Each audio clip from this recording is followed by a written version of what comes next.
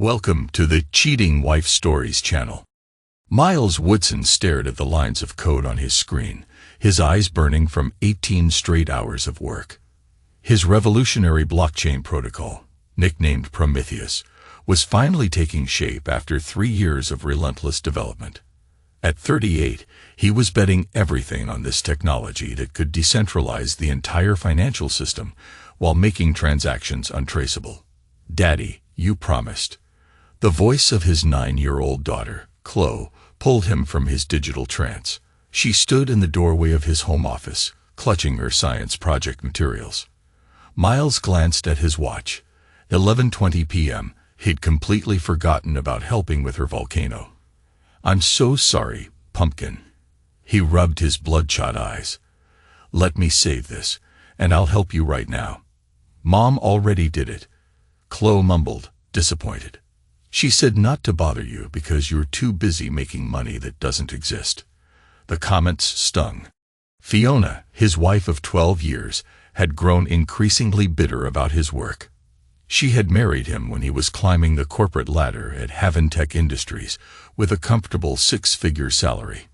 His decision 3 years ago to quit and pursue his blockchain vision had been a constant source of tension. "Is your mother still awake?" Miles asked. "She went out with her friends from the country club again," Chloe said quietly, looking down. "She said she needed adult conversation." Miles felt the familiar knot in his stomach tighten. These girls' nights had become more frequent lately. Last week, he'd found a receipt for a $300 dinner at Marina in her purse, far more extravagant than a casual night out. "Come here," he said, opening his arms. Chloe rushed into them. "I promise I'm going to make this all worth it.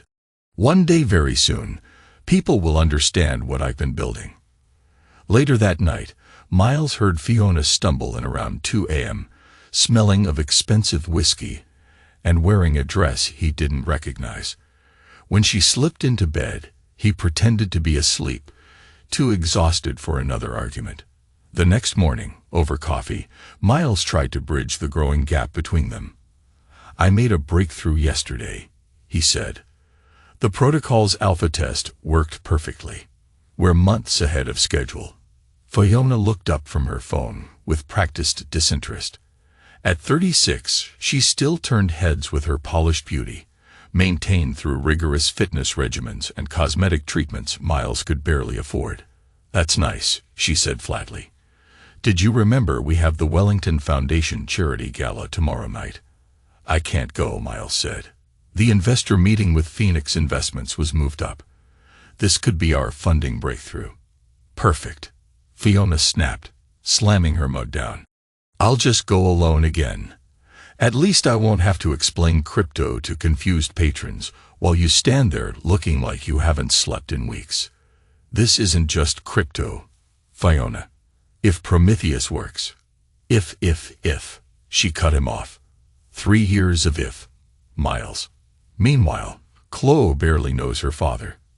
"I'm using credit cards to maintain appearances, and you're chasing digital fairy gold."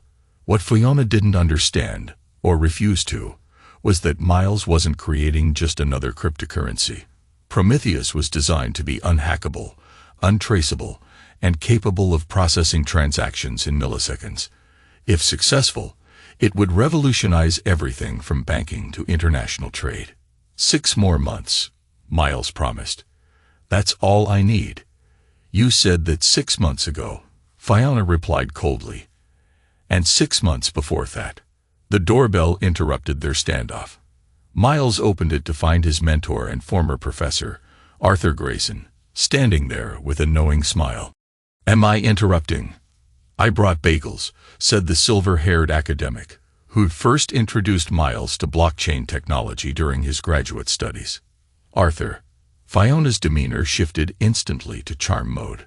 "What a lovely surprise." "Come in." Over breakfast, Arthur updated them on his connections at Remington Institute of Technology's digital currency initiative. "They're working on similar protocols, but nothing as elegant as Prometheus. Miles, your approach to the consensus mechanism is completely revolutionary." Miles noticed Fiona's expression changed slightly at this external validation. For years, she'd assumed his work was a pipe dream because none of their social circle understood it. The Wellington Foundation is looking to diversify their investment portfolio into blockchain, Arthur mentioned casually. They're hoping to find the next big innovation before it explodes. Fiona's eyebrows rose.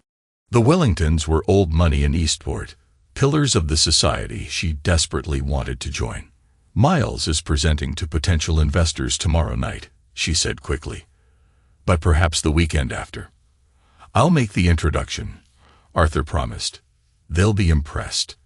After Arthur left, Fiona was uncharacteristically thoughtful.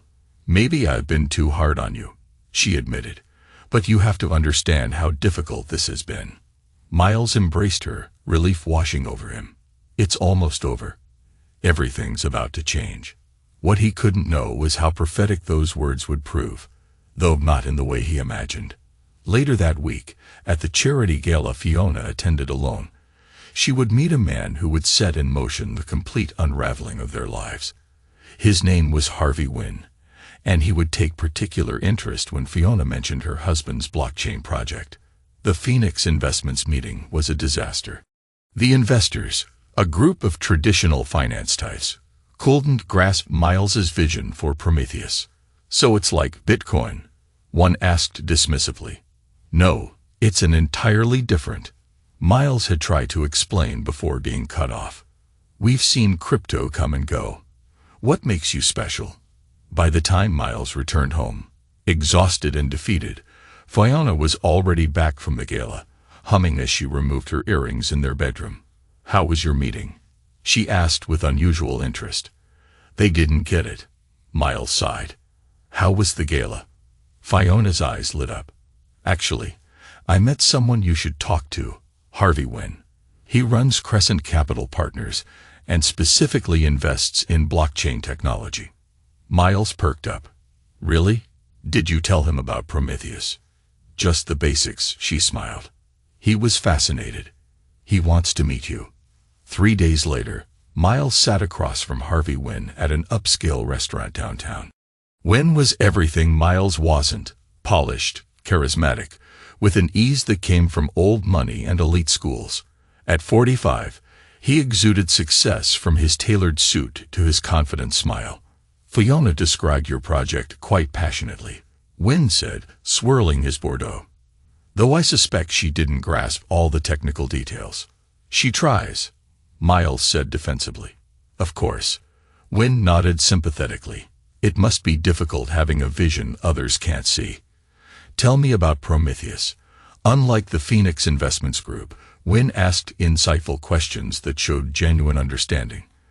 By dessert, Miles felt he'd finally found someone who recognized Prometheus's potential. I'd like my technical team to review your work, Wynn said. If it's as groundbreaking as it sounds, Crescent could offer substantial backing. Over the next weeks, Wynn became a fixture in their lives. He invited the Woodsons to exclusive events, sent gifts for Chloe, and arranged for Miles to pitch to serious tech investors. Fiona bloomed under his attention, dressing more expensively and laughing more freely than she had in years. Miles was too preoccupied with finalizing Prometheus to notice the subtle shifts.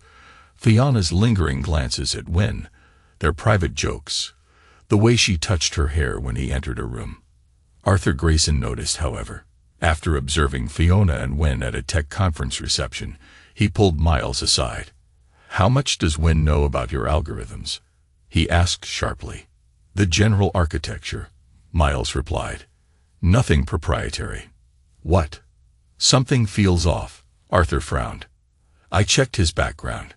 Crescent Capital has a pattern of investing in startups, gaining access to their IP, then abandoning them after filing competing patents. Harvey wouldn't do that, Miles said. He gets the vision. Just be careful what you share, Arthur warned, and maybe pay more attention to your wife. Miles dismissed the warning as paranoia, but a seed of doubt was planted. That night, he came home early and overheard Fiona on the phone in their bedroom. He doesn't suspect anything, she was saying softly. He's completely focused on the launch. Yes, I've seen the documents, but they're password protected. I know what's at stake, Harvey. Miles froze, heart pounding. He backed away silently, mind racing. In his home office, he checked his security logs and discovered someone had attempted to access his protected files from Fiona's laptop. The next morning, instead of confronting her, Miles set a trap. He created a folder labeled Prometheus_final_algorithms containing altered code that would appear legitimate to non-experts but would catastrophically fail if implemented. He deliberately mentioned the folder to Fiona over dinner. 3 years of work, finally compiled in one place, he said. The patent attorney needs it by Tuesday. That night, he installed a keystroke logger on their home network and went to bed early, claiming exhaustion. At 1:23 a.m., his phone alerted him. The honeypot folder had been accessed and copied to a USB drive. Miles lay in the darkness beside his sleeping wife, a cold clarity washing over him. Instead of confrontation, he chose calculation. He would let the trap play out while accelerating his real work on Prometheus. The betrayal crystallized something in him, a ruthless resolve that burned away his former trust, replaced by icy determination. By morning, he had formulated a plan that would not only protect his work, but would eventually make Fiona and Wen pay dearly for their treachery. "You seem different," Fiona commented over breakfast, studying his face. Miles smiled pleasantly, just excited. Things are finally coming together. She had no idea how true that was, or that the man sitting across from her had fundamentally changed overnight. The old Miles, trusting, somewhat naive, consumed by his vision, had died in the darkness. What remained was something far more dangerous, a brilliant mind fueled by betrayal. Over the next 2 months, Miles played an elaborate charade.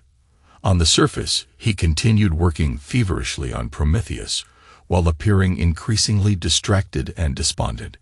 He deliberately left financial statements showing dwindling resources around the house and started forgetting important social events. "Mom says you're having a breakdown," Chloe said one evening as Miles taught her chess in his office, the one place he was certain wasn't bugged. "What do you think?" Miles asked carefully. Chloe studied the board before moving her knight. "I think you're playing a long game, like in chess." Miles smiled at his daughter's perceptiveness.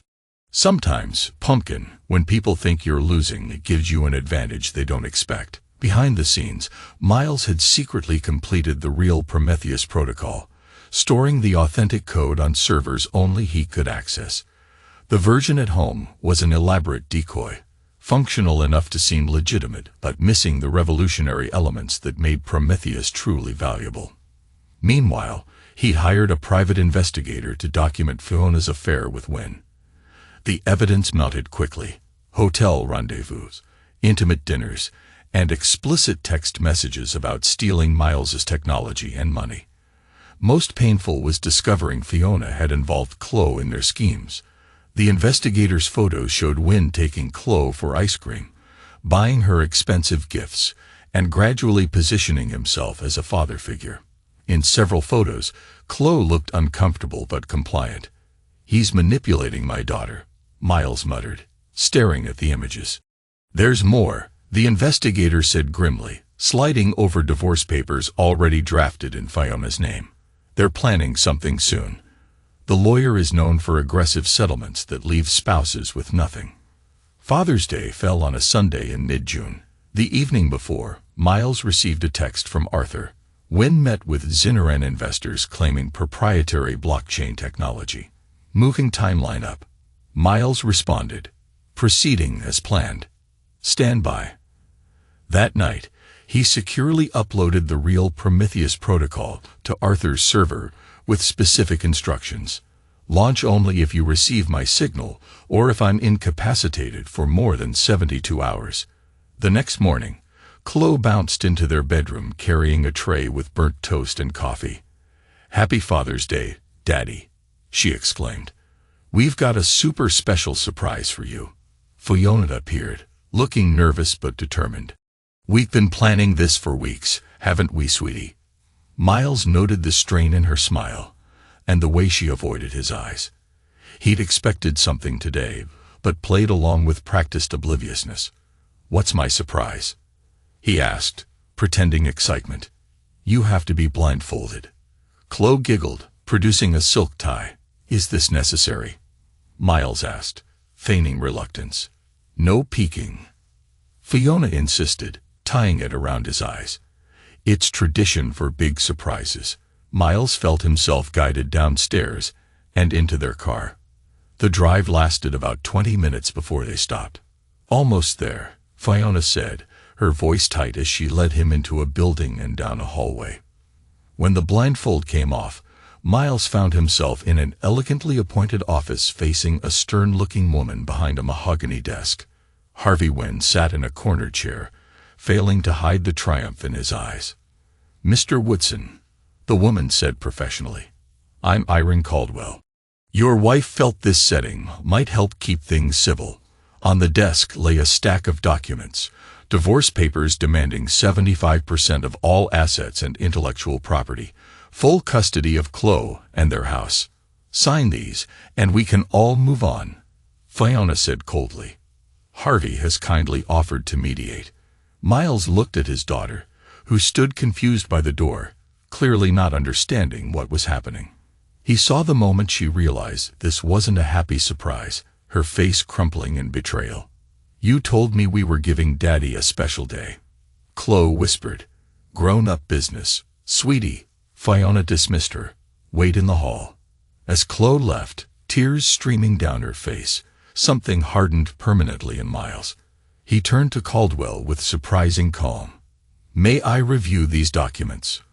For 2 hours, Miles meticulously read every page, while Fiona grew increasingly agitated, and Wynn checked his watch repeatedly. Finally, Miles looked up. "And if I don't sign?"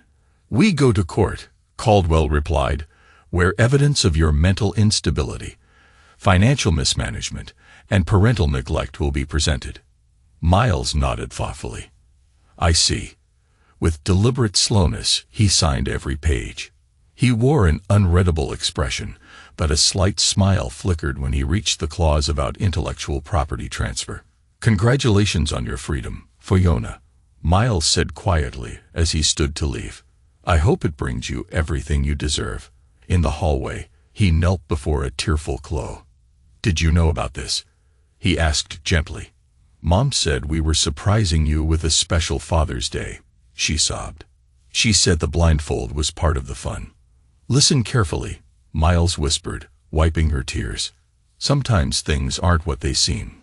No matter what happens next, remember I love you more than anything in this world." As Miles walked away, Wynn emerged from the office with a triumphant smile. "No hard feelings, right? Business is business." Miles looked at him with cold intensity. "You know what the ancient myths said about Prometheus. He wasn't just punished for stealing fire. He was punished for giving power to those who didn't understand its consequences." With that cryptic statement, Miles walked out, leaving his soon-to-be ex-wife and her lover believing they had won. They couldn't have been more wrong. The week following the divorce ambush was precisely orchestrated chaos. Miles moved into a modest apartment across town, while Fiona and Wynn celebrated their victory with a weekend in Crestshore. Photos of them on Wynn's yacht circulated among their social circle, cementing Miles's humiliation. What no one saw was Miles in a secure basement facility at Remington Institute of Technology, working furiously with Arthur Grayson to launch the authentic Prometheus protocol. While Wynn's technical team struggled with the sabotaged code, Miles activated the final version on a protected network. "They'll realize soon that the code they stole is fundamentally flawed," Arthur observed as they monitored the deployment. "By then, it won't matter," Miles replied, eyes fixed on the screens showing transaction processing speeds that shattered all existing records. Prometheus wasn't merely a new cryptocurrency. It was an entirely new framework for digital value exchange, with military-grade security protocols. While Bitcoin processed 7 transactions per second, Prometheus handled over 10,000, maintaining perfect anonymity. On day 6 after the divorce, Chloe called Miles in tears. "Mom's changing all the locks," she sobbed. "She says I can't see you until the custody hearing." "Did you secure what I asked for?" Miles asked calmly. "Yes," Chloe whispered. "I put your backup drives and papers from your safe in the hollow tree, like you showed me." "Good girl," Miles said. "Remember our chess lessons. This is just the opening game." That night, Miles retrieved the hidden materials, including evidence of Fiona's affair, financial documentation, and proof that his intellectual property had been developed long before Wynne entered the picture. The next morning, he received a call from Nathan Cross, his divorce attorney. "They filed an emergency motion claiming you're hiding assets," Nathan reported. "There's something else. Wynne has submitted patent applications remarkably similar to your work." "Right on schedule," Miles noted calmly. "You don't seem surprised," Nathan observed. "I'm not," Miles replied. "File our counter motion immediately with Exhibits A through F. Those exhibits contain devastating evidence.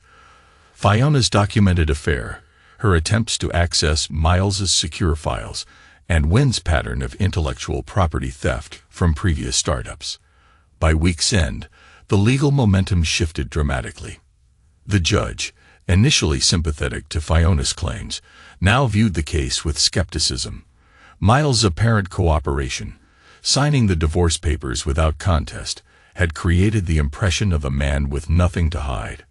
Meanwhile, Chloe's court-appointed advocate reported the child's distress at being used in the Father's Day deception, further damaging Fiona's custody position. 10 days after the divorce, Miles sat alone in his apartment, monitoring cryptocurrency exchanges worldwide as Prometheus quietly went live. Unlike typical crypto launches with flashy marketing, Prometheus was introduced through trusted channels to specific high-value users seeking absolute transaction privacy.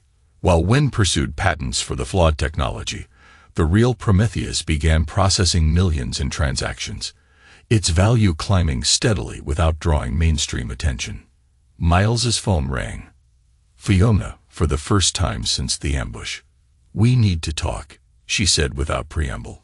"Harvey's team says there are problems with the code." "What a surprise," Miles replied flatly. "Don't be childish," she snapped. "We're offering $50,000 for consultation services to fix the issues." Miles laughed softly. "50,000 for 3 years of work? Your boyfriend must be getting desperate." "100,000, she countered quickly. "Goodbye, Fiona." 2 days later, the offer had risen to 500,000. Miles ignored each call, focused instead on Prometheus's growth and careful documentation of Wynne's frantic attempts to salvage the stolen code. While Wynne's technical team floundered, the authentic Prometheus protocol gained traction in exclusive financial circles. Its perfect transaction record and unprecedented security features attracted serious attention from privacy-focused investors. 18 days after the divorce, Chloe slipped away during a shopping trip with her mother and showed up at Miles' apartment unannounced. "Mom and Harvey fight all the time now," she reported, sitting cross-legged on his couch. "He keeps saying you sabotaged something, and she says he promised he'd checked the code before." Miles asked strategic questions. Chloe answered with the directness of a child, not fully understanding the implications. "He has people watching our house," she added. "I saw them in a car outside." Miles' expression hardened. "Has he threatened you?" "No, but..." Chloe hesitated. "Yesterday, he said if you wouldn't help fix the problems, they might need to convince you another way." Miles took photos of a bruise on Chloe's arm, where Wynne had grabbed her during an argument, and immediately called his attorney. "We need an emergency custody hearing," he insisted, filing for a restraining order against Wynne. The next day, the cryptocurrency world woke to news of a mysterious new protocol, showing transaction volumes that dwarfed established networks. Speculation about the creator of Prometheus spread through financial channels, especially among Zinneran investors who had recently been approached by Wynne with promises of revolutionary technology. 23 days after the divorce, Miles sat in court as temporary custody of Chloe was transferred to him. Following revelations of the bruise incident, and Chloe's testimony about the hostile environment. Fiona, disheveled and clearly stressed, approached Miles in the courthouse hallway. "What have you done?" she hissed. "Harvey's investors are threatening legal action. They've discovered the Prometheus Code is worthless. We're ruined. The house is mortgaged to fund development, and now I've lost Chloe too." Miles felt only a cold satisfaction. How unfortunate. "Is it true that the real Prometheus Code was never at home?" she demanded. "Perhaps you should have verified what you were stealing before you stole it," Miles replied. "We're ruined," she repeated, her voice breaking. "I barely recognize my life. Can't you help?" "Chess lesson number 1, Miles said quietly. "Never assume you understand the game your opponent is playing." He walked away, holding Chloe's hand. Moments later, his phone buzzed with a text from Arthur. "Prometheus just crossed 1 billion in transaction volume. Time to go public." Miles smiled down at his daughter. "How would you like to see your dad's work finally pay off? Will it make you happy again?" she asked. "I'm already happy," he said, squeezing her hand. "I have what matters most." What he didn't say was that his happiness now coexisted with something darker, a cold determination to see his betrayers face the full consequences of their actions. The real game was just beginning. Miles chose an unassuming name for his corporate entity, Prometheus Systems. He established it using a complex web of LLCs that obscured his direct ownership while maintaining absolute control. From a converted warehouse that served as both office and temporary home for him and Chloe, he began building his empire. "Why are we living here instead of getting a nice house?" Chloe asked one evening, doing homework at a folding table while Miles monitored international crypto exchanges. "What does chess teach us about appearing weak when you're strong?" Miles countered. "Make your opponent underestimate you," she replied promptly. "Exactly." He smiled. "Right now, everyone thinks your dad is a broken man who lost everything." In reality, Miles's position strengthened daily. Prometheus's underlying protocol processed over $3 billion in transactions in its first month, generating substantial mining fees that flowed back to Prometheus Systems through untraceable channels.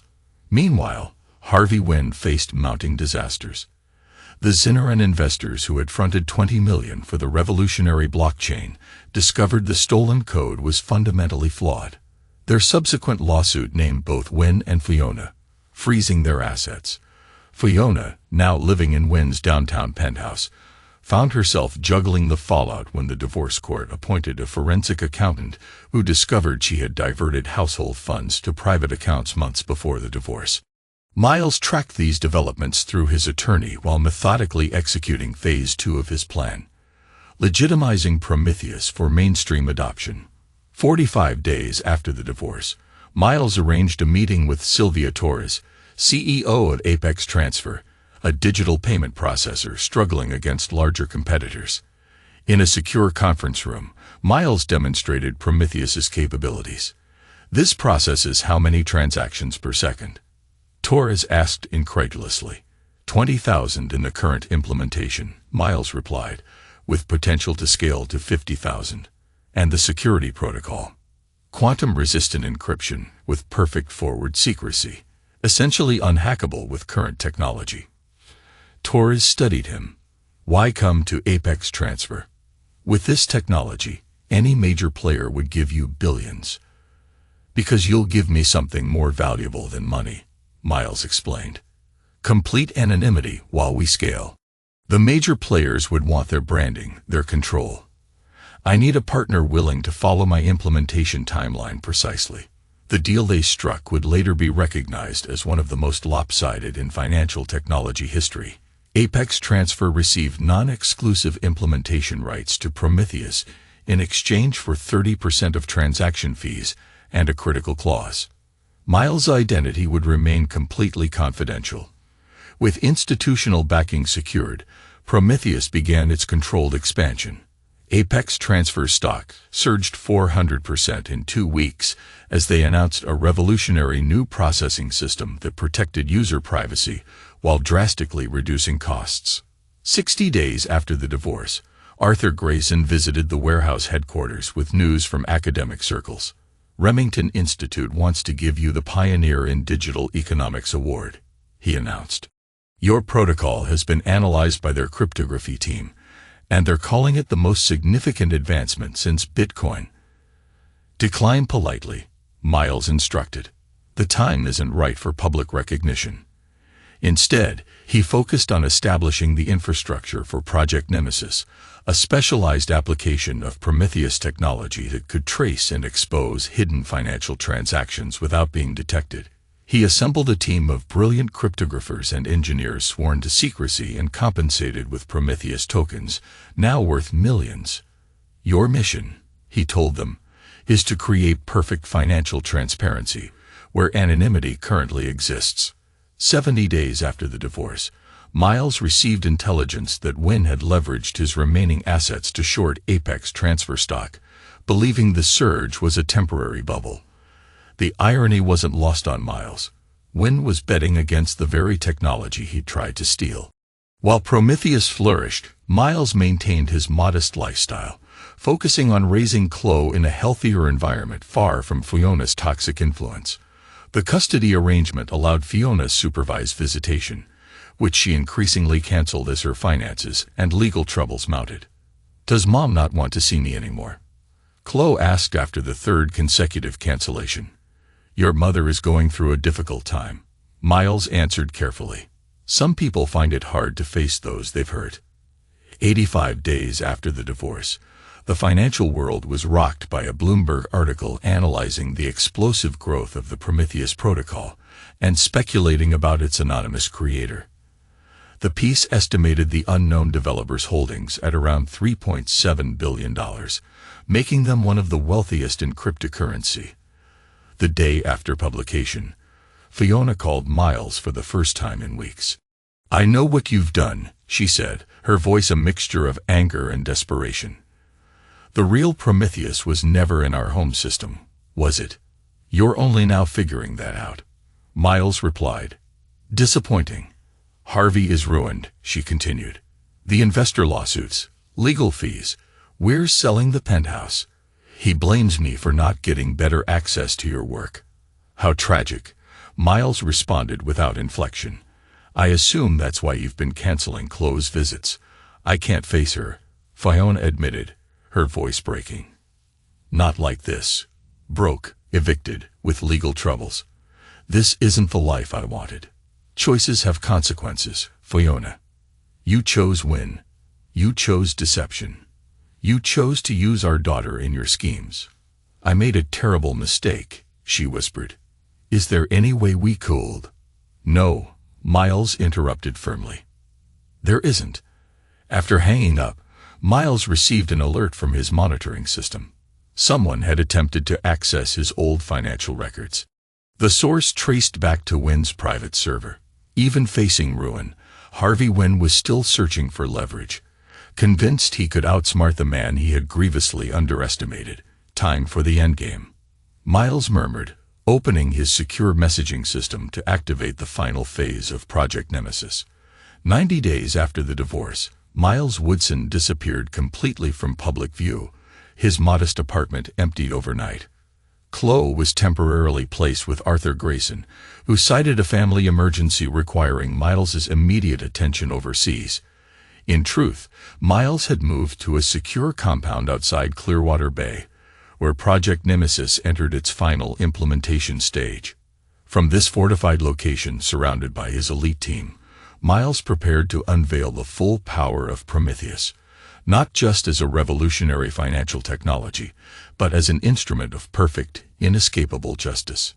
The disappearance coincided with rumors in financial circles of a major announcement about Prometheus's creator. The cryptocurrency's value surged in anticipation, crossing the threshold that would officially make its anonymous developer a billionaire. A simple press release from Prometheus Systems announced, the developer known as Prometheus will address the World Economic Technology Summit in Ravendale, via a secure video link on Thursday. The countdown to revelation had begun. The Vallenham Summit in Ravendale attracted the global financial elite, CEOs, central bankers, and technology visionaries gathered to discuss the future of money.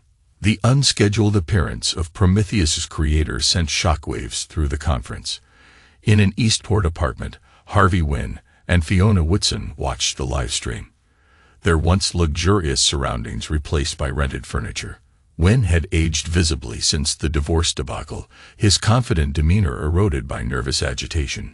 "This could be our chance," he muttered, pouring his third scotch of the morning. "If we can prove a connection to your ex-husband's work." Fiona's phone buzzed with a text from an unknown number. "Watch carefully." Her blood ran cold. "Harvey, I think Miles is behind this announcement." On stage in Vallenham, the moderator addressed the packed auditorium. "Ladies and gentlemen, we're honored to present a secure transmission from the creator of the Prometheus Protocol, whose identity has remained the financial world's greatest mystery."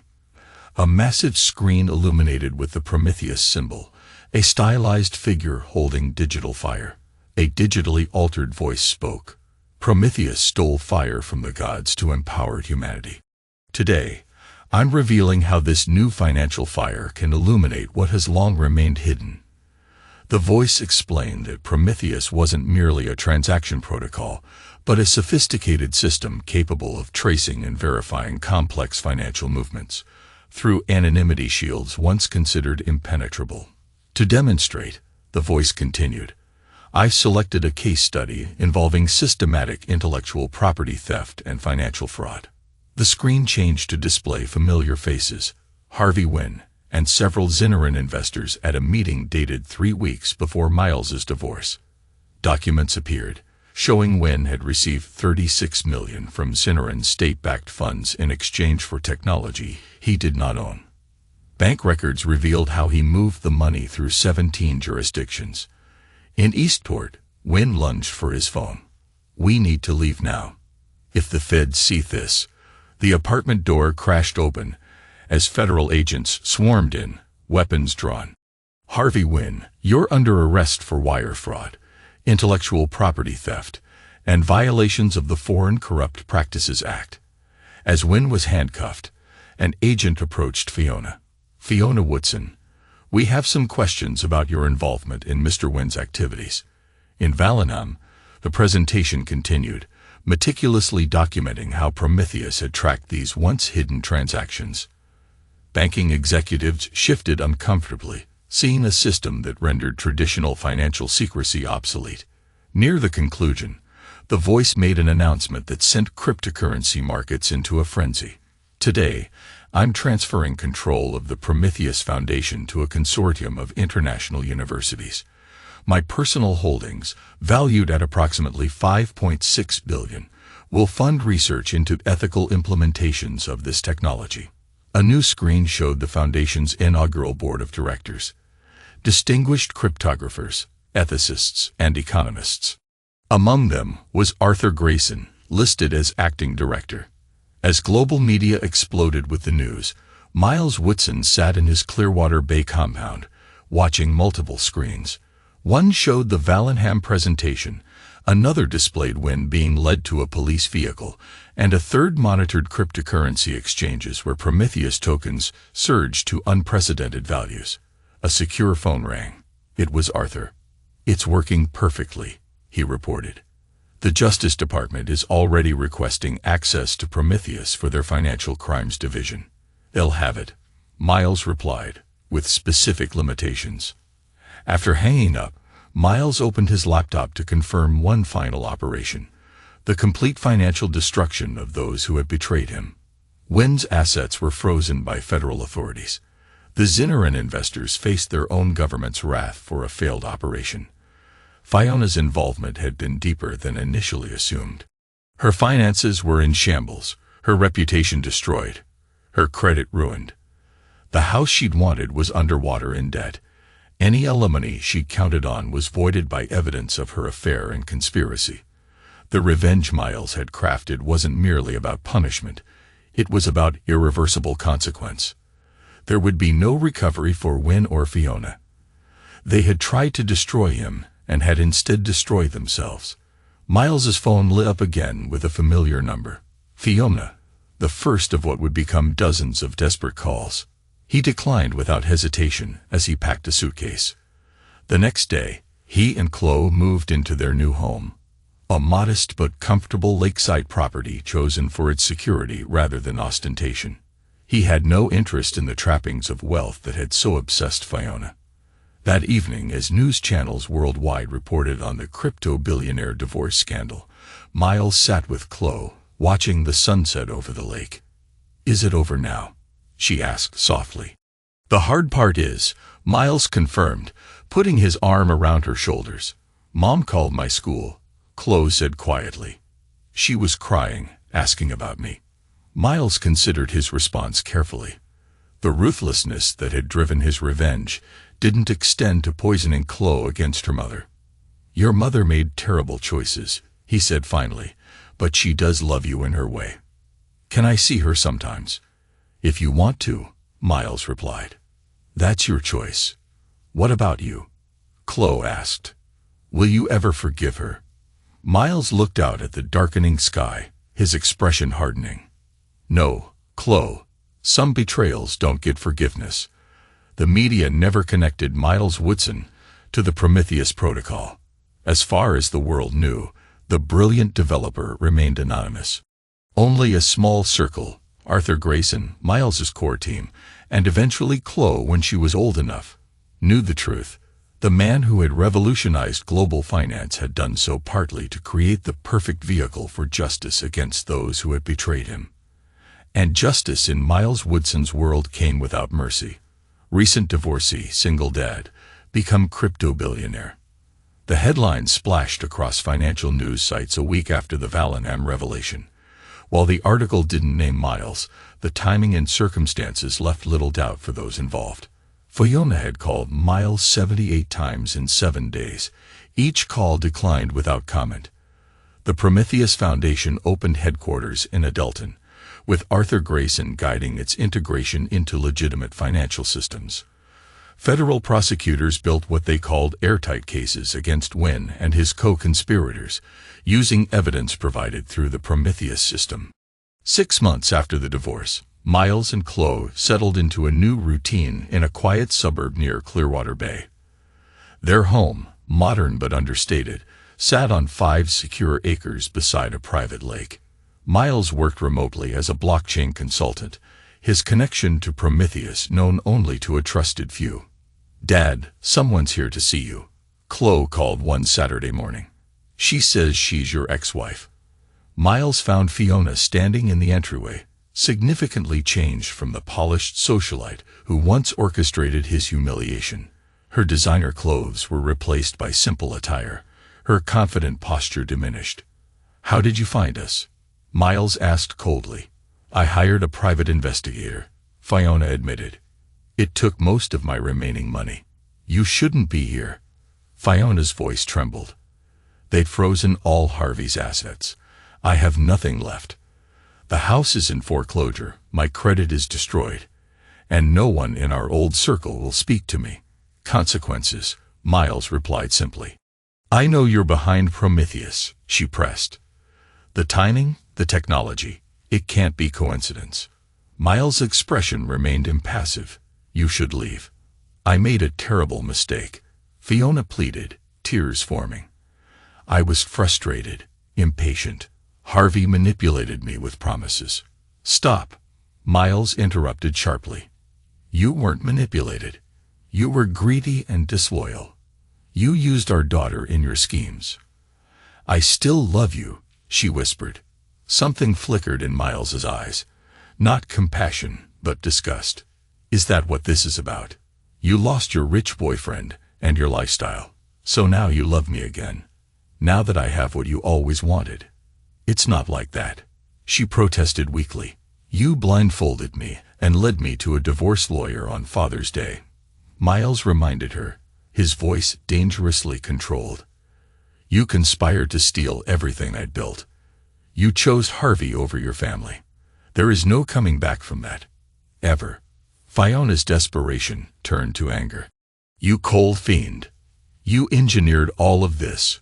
Harvey's arrest, my financial ruin, for revenge." "No," Miles corrected. I built something revolutionary and protected what was mine. What happened to you and Harvey was your own doing. After Fiona left, Chloe appeared, clearly having overheard part of the conversation. Mom looked really sad. She is sad, Miles acknowledged. Sometimes people make choices that lead to sadness. Like choosing the wrong person. Chloe asked with unsettling perception. Yes, Miles confirmed. Like that. That evening, Arthur Grayson called with disturbing news. Wynn made bail this afternoon. His legal team claimed prosecutorial misconduct. How? Miles demanded. The evidence is irrefutable. They're arguing that Prometheus tracking violated privacy laws, Arthur explained. It's tenuous, but it bought him temporary freedom. I'm more concerned about his mental state. He was overheard making threats against you. Miles intensified security measures at home, but refused to disrupt Chloe's routine. We don't live in fear, he told his security chief. We prepare and remain vigilant. 3 days later, Miles received an encrypted message from an anonymous source. Surveillance photos of him and Chloe at her school, at grocery stores, at soccer practice. The message contained one line. You took everything from me. Now we're even. Miles immediately moved Chloe to their secured lake house while implementing a counter-surveillance operation. Using Prometheus's capabilities, he tracked the digital footprint of the threat to a motel outside Clearwater Bay, where Wynn had checked in under a false name. Rather than involving authorities, Miles went to the motel himself, accompanied by 2 private security contractors. The confrontation in room 114 was brief and definitive. Wynn, unshaven and clearly unhinged, reached for a weapon but was quickly subdued. You ruined me. Wynn spat as he was pinned to the floor. Everything I built, gone. You built nothing, Miles replied coldly. You're a thief who finally stole from someone who could fight back. Miles confiscated Wynn's laptop, containing not only the surveillance photos, but also plans to kidnap Chloe for ransom. This evidence was anonymously delivered to the U.S. Marshals Service, resulting in Wynn's bail being revoked and additional charges filed. 2 weeks later, federal prosecutors approached Miles through intermediaries, seeking testimony in their expanding case against Wynn's network. I'll cooperate fully, Miles agreed, under one condition: complete anonymity. For the next month, Miles provided testimony via secure video link, his identity protected by court order. The evidence expanded the case beyond Wynn to include corrupt patent officials, compromised judges, and Zinneran intelligence officers who had backed the technology theft. They also discovered Fiona's deeper involvement, email records showing she had been feeding Wynn information about Miles's work for almost a year, motivated by promised millions once Prometheus was stolen. When confronted, Fiona accepted a plea deal in exchange for immunity. She chose self-preservation again, Arthur observed when Miles shared the news. Surprised? Not at all, Miles replied. The federal case expanded into national security implications as prosecutors argued that Wynn's theft attempt was economic espionage. Meanwhile, Prometheus continued extraordinary growth. Under the Foundation's guidance, it was adopted by major institutions worldwide, revolutionizing everything from wire transfers to micropayments. 9 months after the divorce, Miles and Chloe thrived in their new life. She was now 11, resilient and insightful. He dated occasionally, always with caution. You deserve happiness too, Arthur told him during a chess match. I am happy, Miles insisted, moving his knight. I have Chloe, meaningful work, and peace. That's more than most achieve. The conversation was cut short by an urgent call from security. Unauthorized individuals had been spotted surveilling the property perimeter. Miles calmly initiated the protocol to secure Chloe and dispatched drones to identify the intruders. Within 20 minutes, 3 men were captured, a private intelligence team funded by unknown sources. Specialized equipment traced back to Zinneran contractors who had once backed Wynn. They never stopped looking for you, Arthur realized. The Zinneran government still wants the creator of Prometheus. They won't find him, Miles replied. But this means we accelerate our contingency plan.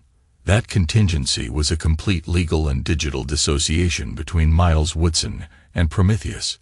Even if his identity surfaced, no one could prove he had created Prometheus or lay claim to the technology. His personal wealth was similarly shielded. What about Chloe? Arthur asked. She knows. She understands operational security better than most adults. But we'll add more precautions. 2 days after the breach, Miles got an encrypted message from Brent Munro, a former colleague now at the National Security Agency. Need to meet. Urgent. The meeting at a secure NSA facility revealed Wynn was communicating with Xeneran intelligence from prison, offering something called Prometheus Zero, claiming it was Miles's original prototype. Could he have accessed early versions? Munro asked. No, Miles answered firmly. He's desperate. Fiona was released earlier than expected, Munro added. Our sources say she might act as an intermediary. Be careful. Miles initiated the final security protocol he'd hoped never to use. Complete digital and physical dissociation. Within 48 hours, he and Chloe relocated to a fallback position impossible to trace to the name Miles Woodson. Is this like witness protection? Chloe asked as they packed essentials. Similar, but better, Miles explained. We're not running away. We're disappearing on our terms. Before leaving, Miles delivered a comprehensive intelligence package to federal authorities, detailing Wynn's ongoing criminal activities and ties to foreign agents. Would it be enough to stop him? Possibly not, but it would slow him down. 26 months after the Father's Day betrayal, Harvey Wynn emerged from federal prison, ostensibly for medical treatment under house arrest. That same day, Miles and Chloe vanished from their Clearwater Bay compound. In their place remained an automated monitoring system watching Wynn's every move. 3 days after Wynn's release, he met with Fiona at a hotel in Calverton. Their conversation, captured by Miles's system, revealed desperate plans to con Xeneran contacts with fake code. We deliver encrypted files that look legitimate and disappear before they know. Wynn insisted. Neither Wynn nor Fiona realized their calls were routed through servers controlled by Miles's system. When Wynn contacted his Xeneran handlers, the meeting location was altered, the verification protocols manipulated. As Wynn tried to create false documentation, invisible markers were inserted to expose the fraud. Miles watched this digital chess game from a secure location, always 3 moves ahead. Is this revenge or justice? Arthur asked during a secure call. At this point, the distinction is academic, Miles said. It's survival. 30 days after Wynn's release, he and Fiona traveled to Argus City for a rendezvous with Xeneran tech investors. Instead, Xeneran security agents, armed with proof of the fraud, arrested them. Within hours, both had disappeared into Xenora's opaque detention system, beyond any American legal rescue. It's over, Arthur said when the news was confirmed. They'll never threaten you or Chloe again. It was always going to end this way for them, Miles replied. People who survive by betrayal eventually run out of trust to exploit.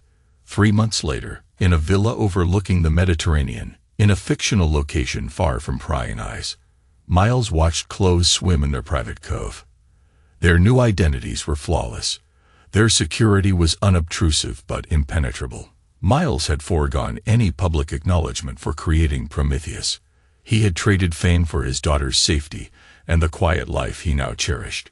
That evening, as they watched the sunset, Chloe asked, "Are we ever going back to our real lives?" "This is our real life now," Miles said gently.